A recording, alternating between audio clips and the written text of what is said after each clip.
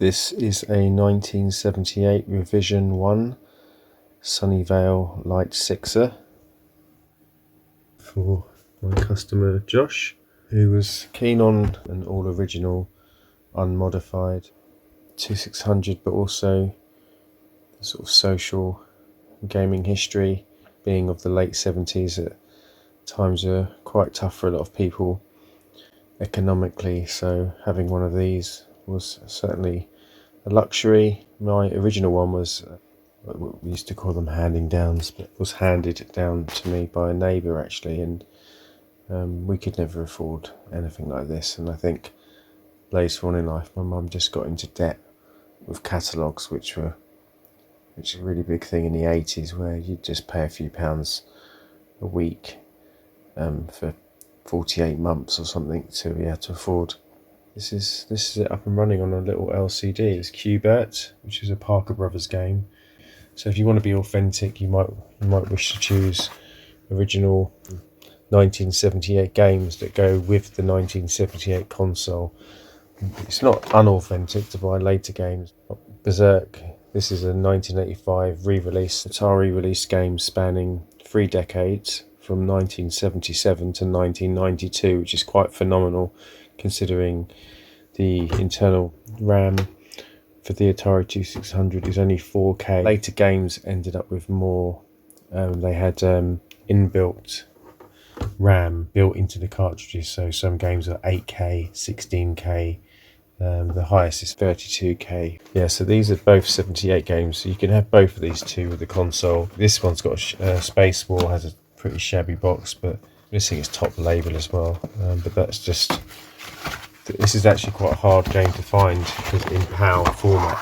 So a lot of games, or they were just very thin on the ground in PAL land. So this is Space War. I really like the artwork. Really cool, very 70s. Well, it is of the 70s. This was actually one of the first video games ever made, I think, on a big sort of Russian computer. So the idea is just to, let's have a look, give it a good old blow. Contacts, 2-player game, 2 ships. Yeah, this is what was the first video game ever made, and it was actually made in the very early 70s, but this was before anyone could conceive of home video game consoles, so they were almost gigantic supercomputers. I've just pushed reset. So, I've just shot myself. So you can see these lines here. That's normal, by the way. That's partly to do with the resolution, but it's also to do with the game processing on a digital screen, where you might not have the same problem on analog. So you've got thrust. So this is, if you hold left, you rotate like this, and then if you push forward, you go forward. And obviously you've got to shoot your enemy, but then you can bounce off the walls. I don't have any Atari friends, so I don't. Yes, die, you static ship. So the fact I obviously don't play 2-player games on my own. So I like the fact that it's got this kind of pull geometry, just with the angle. And I can imagine if you can get really sneaky with the angles. I can't do this with one hand. I'm just playing. Berserk is a great game. Also fantastic artwork. These types of artwork would, when you're a kid, would blow your mind, and then you'd play the game and it wouldn't be quite up to that standard. But that was also part of gaming history, that you'd look at this artwork, you'd get so excited, you'd look at the cartridge and you'd just be like, wow, you can't imagine how the graphics are going to portray. And then you'd get that, which is still, what was that? Just a bit of interference, sometimes a bit of dust. This is an analog computer, so it's susceptible to magnetic fields and reception, anything near it. I've got lots of piles of Atari and things like that, caused some interference. In 1982, the reset button's working fine. Yeah, and here we go. This is Berserk, which is one of my favourites as a kid.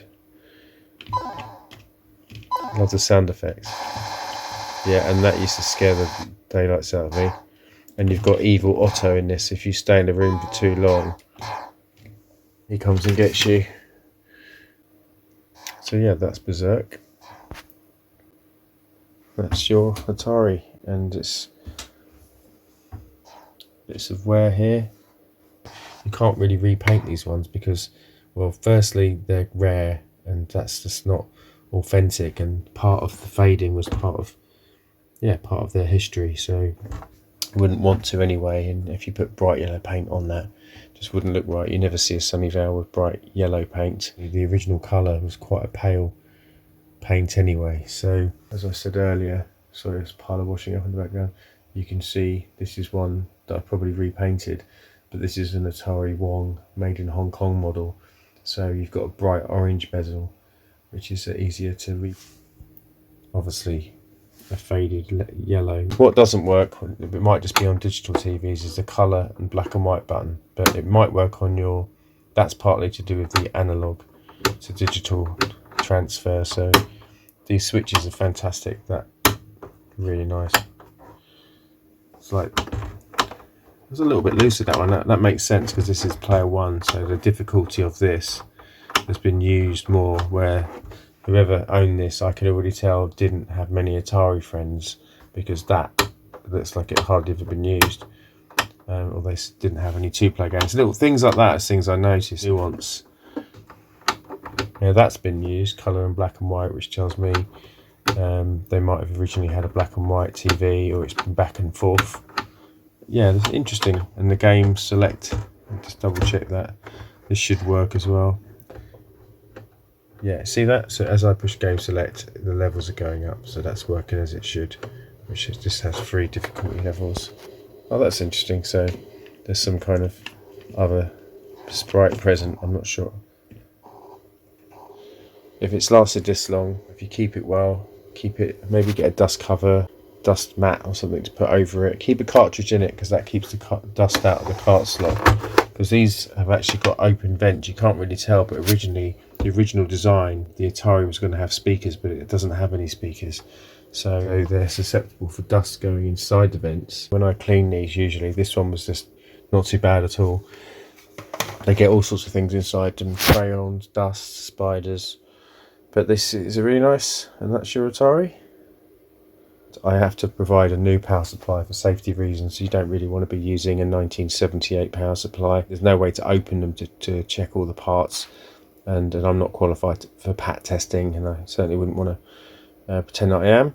So yeah, for safety reasons I use a good quality power supply. So yeah, so I forgot to mention is the feet on a Sunnyvale are a little bit higher than on the Atari Wong models. So actually, because it's missing one of these, you might want to consider breaking your own rule, unless you don't mind the problem of it. If it's on a flat surface, it's fine on a carpet. I think you'll get a bit of wobble. Look, see that? It's fine. I mean, it's stable. They're so heavy. It's got like the steel encased motherboard, but that would personally annoy me. But that's just how it was. That's just how I've had it. I think I bought this untested, and it was one of those ones where I couldn't believe it worked, because of so many, I don't know, maybe about 10% of them work fully when I get them, and that just means you've got a really good example that I've not, had to replace any parts or anything like that. And I've checked the solder here. I've given it a bit of a pull to make sure there's no interference. And also here, which usually gets static and a bit of movement because the soldering's a lot heavier. That's just working really nicely, but still be gentle anyway, because just as a precaution, because these are quite difficult to get serviced, and finding people to service them is tricky. So yeah, that's your Atari. I think it's really nice.